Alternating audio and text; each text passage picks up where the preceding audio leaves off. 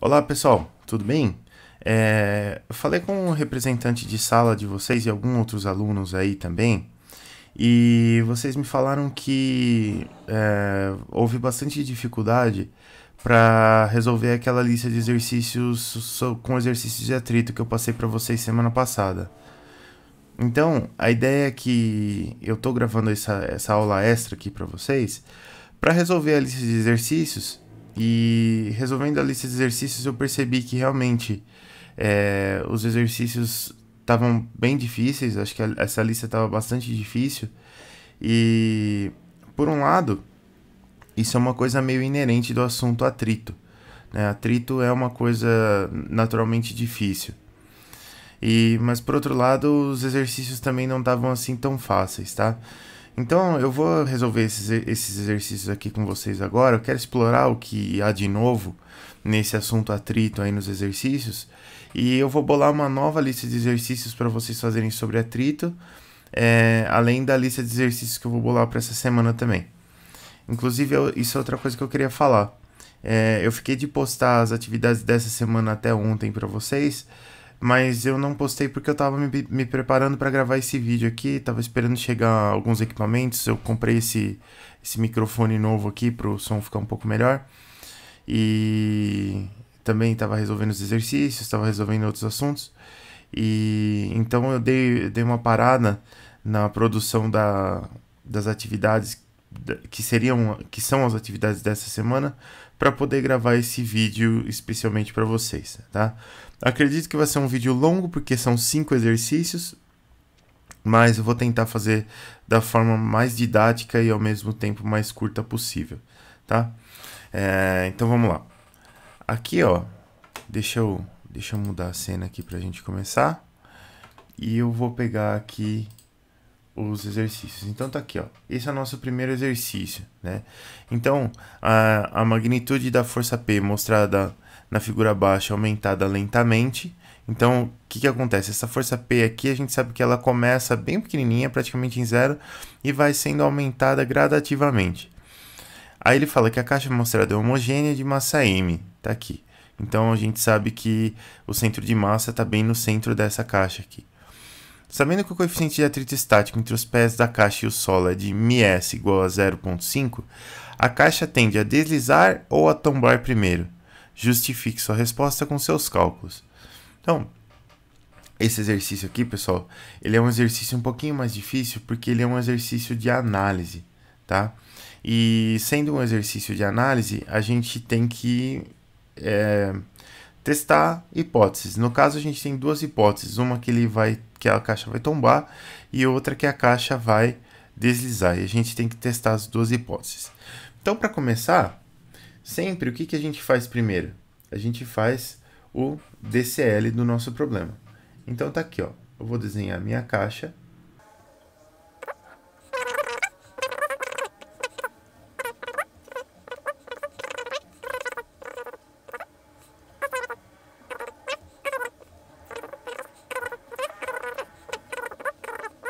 Vamos continuar colocando forças lá. Eu tenho a força peso aqui. Eu tenho a força peso, que a gente sabe que está bem no meio da caixa. Essa força peso, eu vou chamar ela de W, para ajudar na nomenclatura. Porque essa outra força aqui já foi chamada de P. E aí, aqui nos dois apoios, em B e em C, até se a gente olhar lá no desenho, aqui nos dois apoios só que eu tenho contato com o chão. Então, voltando aqui para o meu desenho, o que é que eu vou ter aqui no chão? Eu vou ter umas forças que eu vou desenhar de verde aqui, ó. Então, eu vou ter uma força normal em C,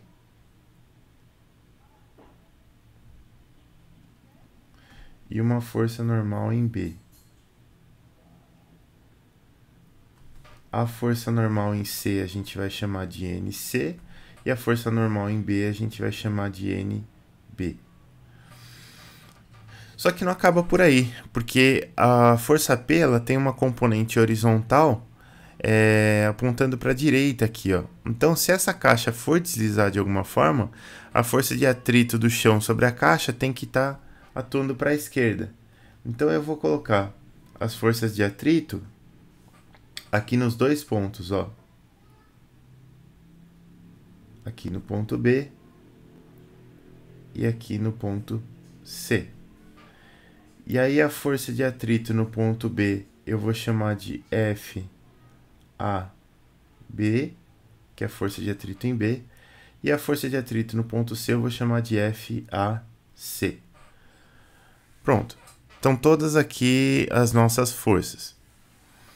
Agora a gente tem que resolver o problema. E para resolver o problema eu tenho que testar duas hipóteses, tá? Então a primeira hipótese que eu vou testar é que eu vou imaginar que essa caixa aqui vai tombar, e se ela vai tombar, ela vai fazer uma rotação aqui em torno do ponto C, né? Porque o ponto P tá puxando a força em P está puxando para cá. Então eu teria a caixa levantando do ponto B no chão e girando em torno do ponto C. Então é isso que a gente vai testar primeiro. Vou colocar aqui, ó. Hipótese. Tombamento. Pronto. A gente vai testar o tombamento agora. O que vai acontecer? O que aconteceria para essa caixa aqui tombar? Bom, para essa caixa tombar, o que vai acontecer? Lá no limite, quando ela começar a levantar em B aqui, eu não vou ter mais força normal em B. E se eu não tenho força normal em B, eu também não tenho força de atrito em B. Tá? Então essas duas forças aqui, elas não vão entrar primeiro nas nossas somatórias de forças e momentos. E aqui em C, o que vai acontecer? Se ela está tombando, se ela está começando o movimento de tombamento, eu não vou ter deslizamento aqui no ponto C. Então essa força de atrito aqui, ela vai ser uma força de atrito que ela vai balancear esse sistema aqui. Então vamos fazer, ó. Vou pegar minha canetinha azul e vou começar a fazer as contas.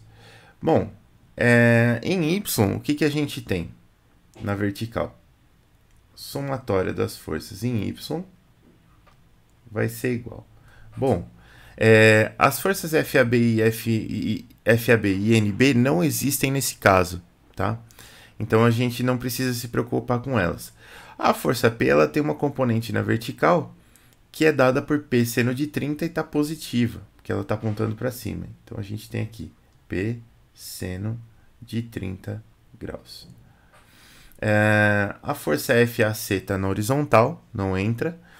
E a força NC está na vertical e ela entra integralmente aqui, ó. E ela entra positivo também, mais NC.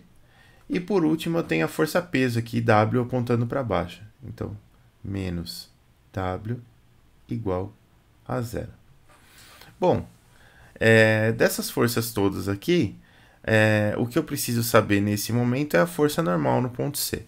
Então a gente sabe que a força normal no ponto C vai ser igual a W menos P seno de 30 graus. Que é a mesma coisa que W menos P sobre 2. Pronto, achei a força normal aqui no ponto C, imaginando que a caixa vai começar um tombamento. Agora, o que eu preciso fazer? Eu preciso encontrar aqui essa força FAC, certo? E ela não é μ vezes a normal exatamente, porque a gente não tem deslizamento aqui, tá certo? Olha só, se eu olhar lá no enunciado, o que ele fala? Ó? Ele fala que o atrito, o coeficiente de atrito estático entre os pés da caixa e o solo é de ms igual a 0,5. Então, o que acontece aqui? Ó? Eu vou ter uma força P, uma componente da força P horizontal puxando para a direita, e essa força FAC aqui vai ser igual a essa componente, até eu chegar no momento em que essa componente horizontal da força P ela vai ser maior do que a normal multiplicado pelo μ, que é 0,5. Enquanto isso não acontece, essa força de atrito ela não é μ vezes a normal, porque esse ponto está parado, tá certo? O corpo está parado e esse ponto especificamente está parado. Então essa força FAC, ela vai ser menor ou igual, não igual, repara, ela vai ser menor, ela tem que ser menor ou igual do que a minha componente horizontal aqui em P. Então olha só, vamos fazer a continha. A gente sabe que a somatória das forças no sentido X, isso é o meu filho gritando, se dá para ouvir. A somatória das forças em X, ela vai ser igual a P cosseno de 30 graus, que está aqui. Essas duas a gente sabe que não existe para tombamento. O peso é vertical, a normal é vertical. Sobrou a força FAC negativa aqui, ó. Então, menos FAC igual a zero. Então, o que a gente sabe? A gente sabe que P cosseno de 30 graus, se eu passar FAC para lá, o que vai acontecer?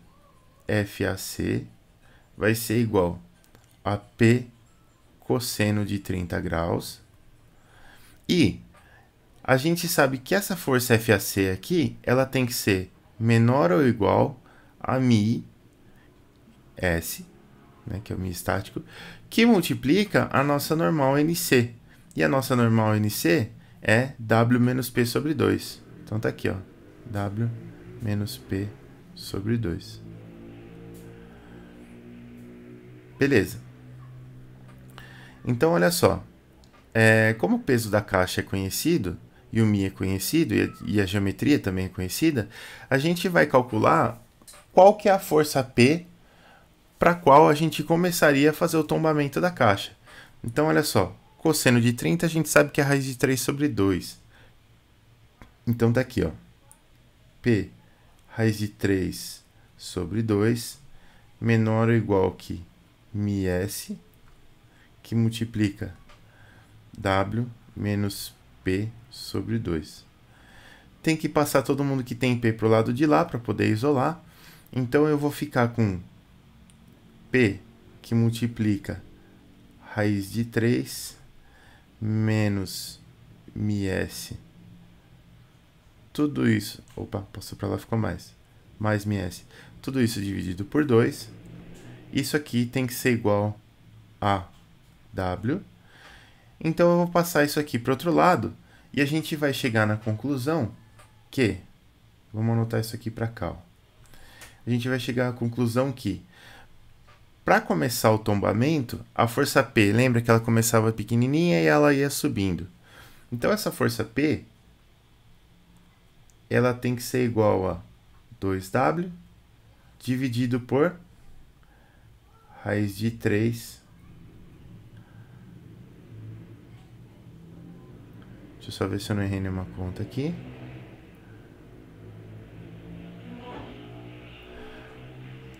Ó, o μs está multiplicando aqui, ó. μs. Então, é 2W μs dividido por raiz de 3 mais μs. Então, olha só.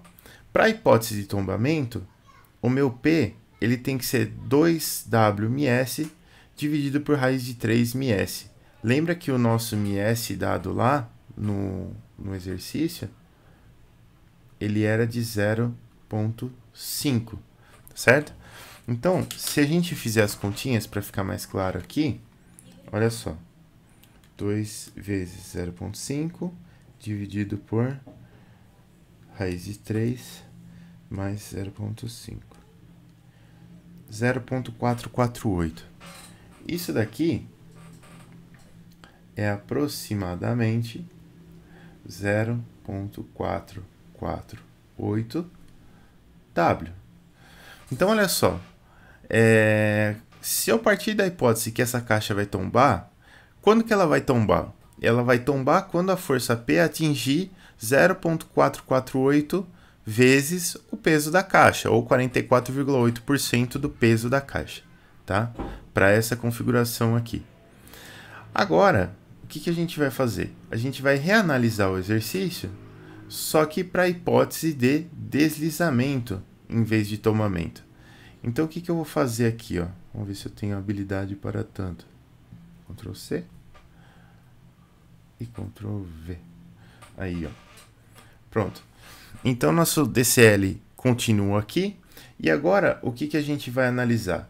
A gente vai analisar a hipótese de deslizamento. Bom, se a caixa desliza, então a gente sabe que esse DCL aqui, todas as forças que estão nesse DCL vão de fato ocorrer, tá?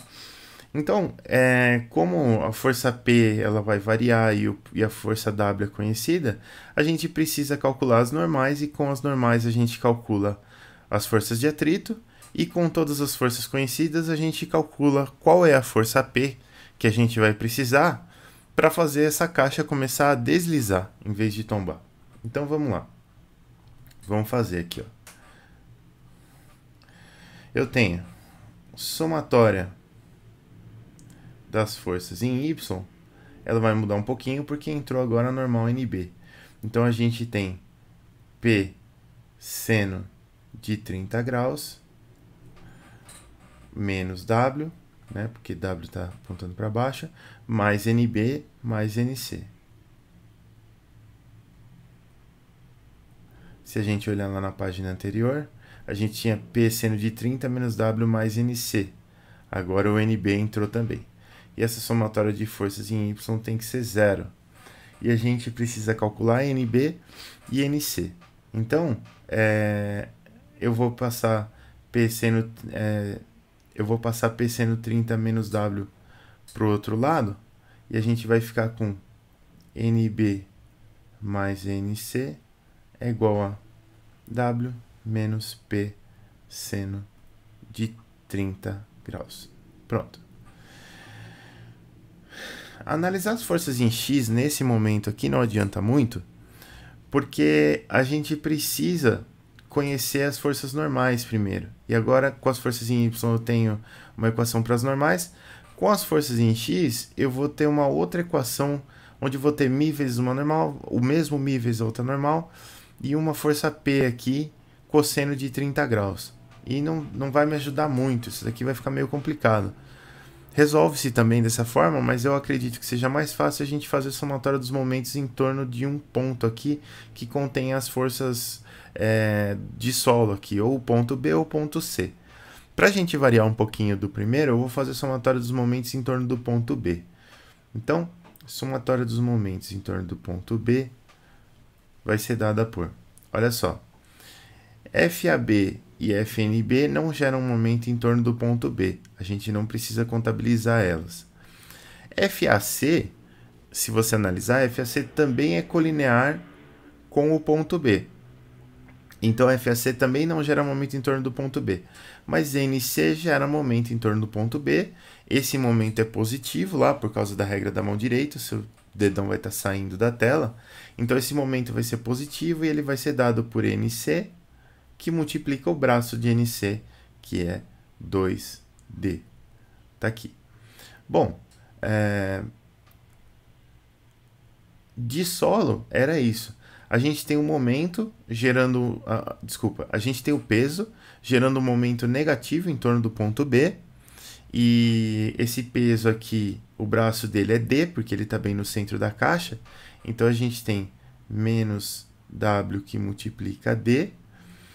E aí as forças P, a força P aqui, olha, ela tem uma componente vertical e uma componente horizontal. A componente vertical da força P não gera momento em torno de B também, porque ela é colinear com o ponto B. Só a componente horizontal que gera momento e o braço dela é D. E esse momento é negativo. Então a gente vai ter menos P cosseno de 30 graus multiplicado pelo seu braço, que é D.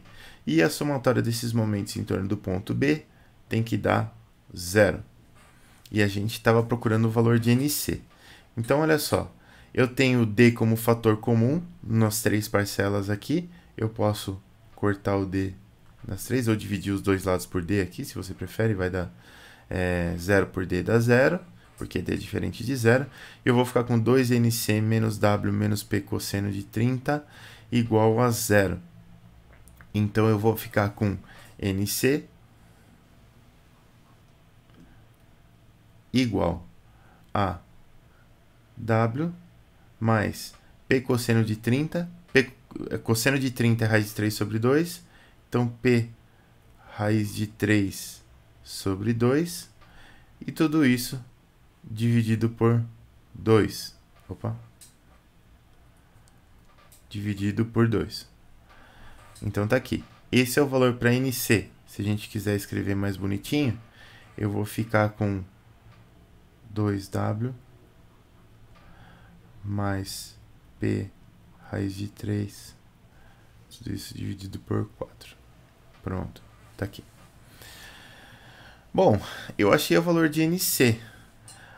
Agora, com o valor de NC, eu consigo achar o valor de NB aqui, ó. Se eu substituir o valor de NC aqui nessa primeira equação, eu vou achar que NB vai ser igual a W menos P seno de 30 é meio, então menos P sobre 2, menos NC. NC está aqui, então menos 2W sobre 4 é W sobre 2, então menos W sobre 2, menos P raiz de 3 sobre 4. Bom, isso aqui, se a gente der uma canceladinha, vai dar NB é igual a W menos W sobre 2, vai dar W sobre 2. P sobre 2 menos, aliás, menos P sobre 2 menos P raiz de 3 sobre 4, isso aqui vai dar menos P, que multiplica 2 menos raiz de 3 dividido por 4.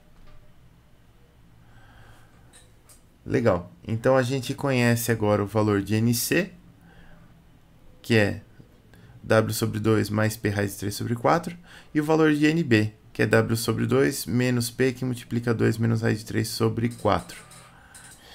Então, a gente já sabe os valores de NC e os valores de NB. Agora, o que eu preciso fazer? Eu preciso dar uma limpada nessa tela aqui para a gente continuar. Então, ó, essa luzinha aqui é muito boa porque ela permite a gente...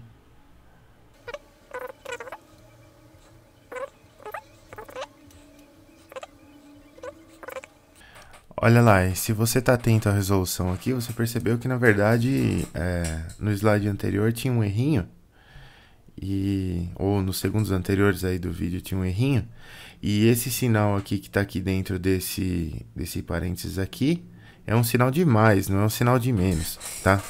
Então, continuando aqui a nossa resolução, agora o que a gente precisa fazer? A gente precisa fazer a somatória das forças em X, de forma que a gente consiga descobrir qual que é a intensidade da força P aqui, que vai começar a provocar, um deslizamento aqui no nosso bloco. Então, vamos lá. Somatória das forças em X, ela vai ser igual a P cosseno de 30 graus, tá aqui, menos FAB, menos FAC. Isso daqui é igual... e sempre igual a zero. Isso daqui é igual, P cosseno de 30 é P raiz de 3 sobre 2. Beleza. FAB vai ser Mi vezes NB, MiS vezes NB. Então, tá aqui, ó, menos MiS, NB é essa expressão aqui, ó, W sobre 2, menos P, que multiplica... Vamos separar ali dentro para ficar fácil. Meio mais raiz de 3 sobre 4.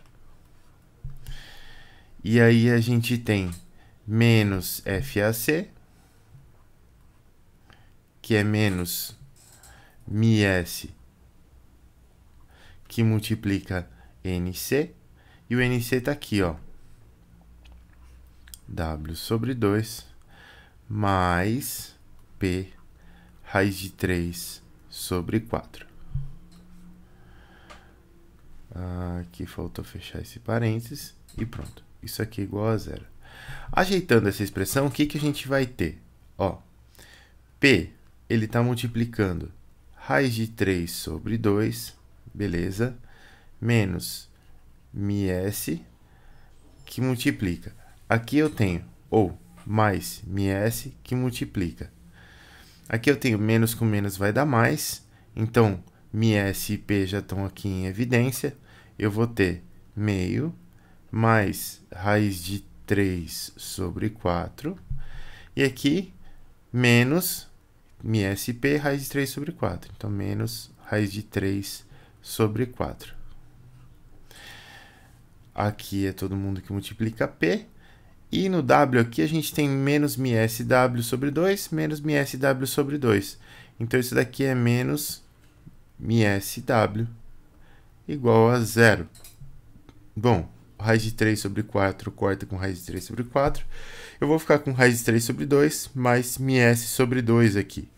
Se eu passar todo mundo para o outro lado e isolar o p aqui, eu vou ficar com p... Opa! E caramba!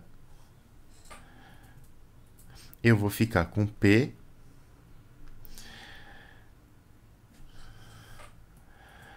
Se eu isolar o p aqui e passar todo mundo para o outro lado, eu vou ficar com p que multiplica, não, p é igual a 2 μsw dividido por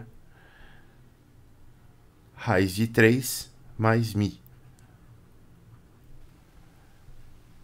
Se a gente olhar lá na página anterior, a gente tinha exatamente o mesmo resultado, 2 μsw dividido por raiz de 3 mais μ.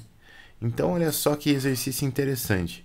Isso aqui também é aproximadamente 0,448W. E eu chego numa condição aqui, com essa força P, conforme ela vai aumentando lentamente, de forma que eu chego no limiar entre o tombamento e o escorregamento, entre o tombamento e o deslizamento, tá? Então, aqui pelos dados que o próprio exercício forneceu para a gente, não dá para dizer, não dá para saber se essa caixa vai tombar ou se ela vai deslizar primeiro, tá? Tudo isso acontece por causa dos dados que foram engenhosamente calibrados aqui para esse exercício dar isso, tá? Numa outra situação, o que aconteceria? Essa força P aqui para o deslizamento daria uma função de W e a função P para o tombamento daria outra função de W. E o que vai acontecer primeiro vai ser o menor valor da força P. Então, a força P parte de 0 e vai subindo. Se eu chego primeiro no limite de tombamento, ela vai tombar primeiro. Se eu chego primeiro no limite de deslizamento, ela vai deslizar primeiro.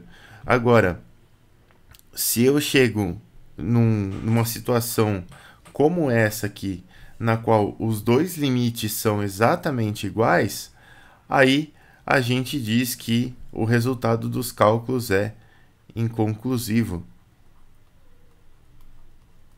tá?